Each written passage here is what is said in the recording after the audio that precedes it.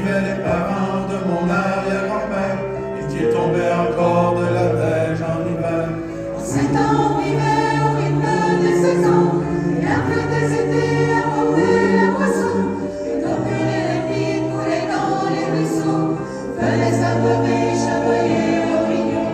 Moi je n'ai vécu une planète désolante, paysage lunaire, les chaleurs suffocantes, et vu des amis mourir par la soif et la faim, comme tombent les mouches jusqu'à ce qu'il n'y ait plus rien. Plus rien. Plus rien. Plus rien. Il reste quelques minutes à ma vie, et en plus quelques heures, je sens que je faiblis. Mon frère est mort hier au milieu du désert. Je suis maintenant le dernier humain de la terre. Tout ça a commencé il y a plusieurs années, alors que les ancêtres étaient obnubilés par des bouts de papier que l'on appelait argent, qui rendaient certains hommes vraiment riches et puissants. Et c'est devenu le reculant de combien étaient prêts à tout pour arriver à la fin. Pour s'enrichir encore, ils ont rasé la terre, pollué l'air ambiant, établi les rivières.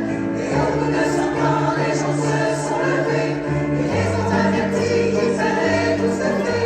Mais ils n'ont pas compris cette sage prophétie. Ces hommes le parlaient en termes de profit. C'est des années plus tard qu'ils ont vu le bon sens.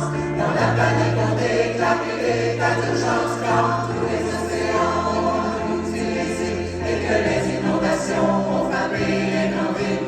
Et par la suite, pendant toute la décennie, ce fut les ouragans et puis les incendies, les tremblements de terre et la grande sécheresse. Partout sur les visages, on lisait la détresse. Les gens ont dû se battre contre les pandémies, décimés par millions par d'atroces maladies. Puis les autres sont morts par la soif et la faim, comme tombent les mouches, jusqu'à ce qu'il n'y ait plus rien. Plus rien. Plus rien. Plus rien. Mon frère est mort hier au milieu du désert. Je suis maintenant le dernier